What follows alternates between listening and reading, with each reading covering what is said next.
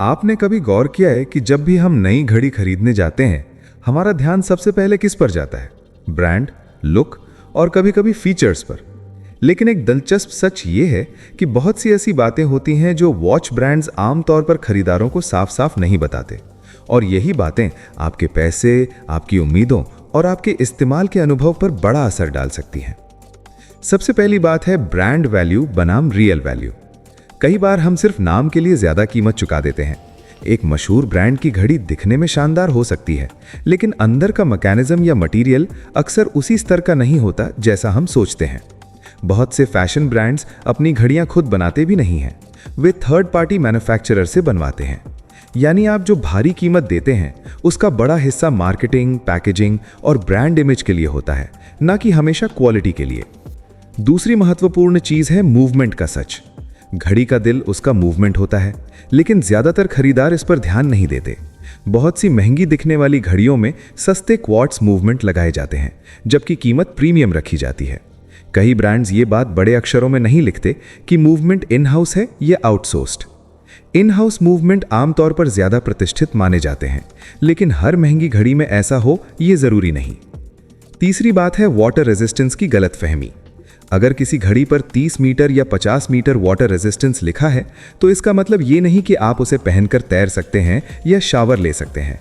ये सिर्फ मामूली छींटों या हल्की नमी के लिए होता है।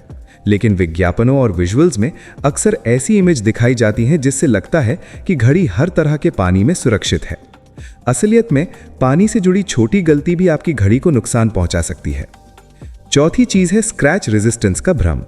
सफायर ग्लास को बहुत मजबूत बताया जाता है, और सही भी है कि ये आम ग्लास से ज्यादा स्क्रैच रेजिस्टेंट होता है, लेकिन स्क्रैच प्रूफ जैसा कोई शब्द तकनीकी रूप से सही नहीं है। रोजमर्रा के इस्तेमाल में माइक्रो स्क्रैचेस आ सकते हैं, खासकर अगर केस मटेरियल साधारण स्टील हो। कई बार खरीदार सोचते हैं कि महंगी घड़ी पर कभी खरोंच नहीं आएगी, जो कि व्यावहारिक रूप से संभव नहीं। पांचवी बात है लिमिटेड एडिशन का खेल।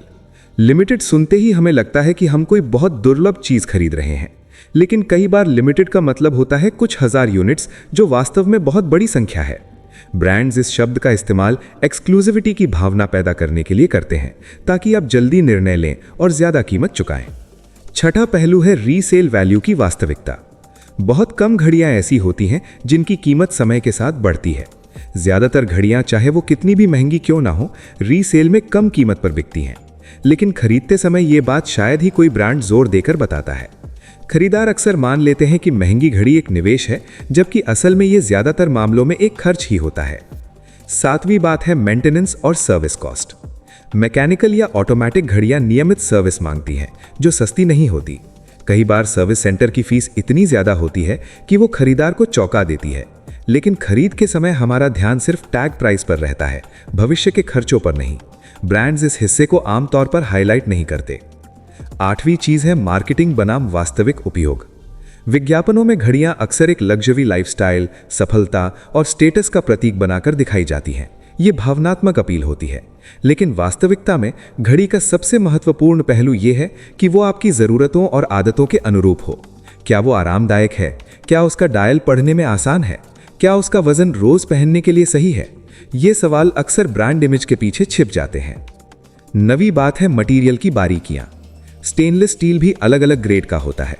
लेदर स्ट्रैप्स की क्वालिटी में भी भारी फर्क हो सकता है, पर खरीदार को अक्सर सिर्फ स्टील केस या जेन्युइन लेदर जैसे शब्द दिखते हैं, जिनसे पूरी तस्वीर साफ नहीं होती।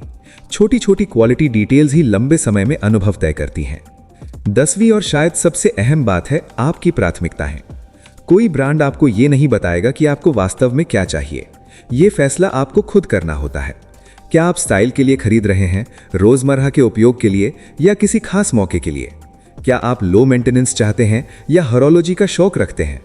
सही चुनाव वही है जो आपकी लाइफस्टाइल और अपेक्षाओं से मेल खाए, ना कि सिर्फ विज्ञापन या ट्रेंड से। घड़ी खरीदना गलत नहीं है, ब्रांड्स भी गलत नहीं है, लेकिन एक समझदार खरीदार बनने के लिए यह जरूरी है कि हम चमकदार विज्ञापनों से आगे देखें, कीमत के पीछे की वास्तविकता समझें, तकनीकी पहलुओं पर थोड़ा ध्यान दें और भावनाओं से ज्यादा तर्क पर भरोसा करें। क्योंकि आखिर में सबसे अच्छी घड़ी वही है जो आपको संतुष्टि दे, न कि सिर्फ दूसरों को प्रभावित करे।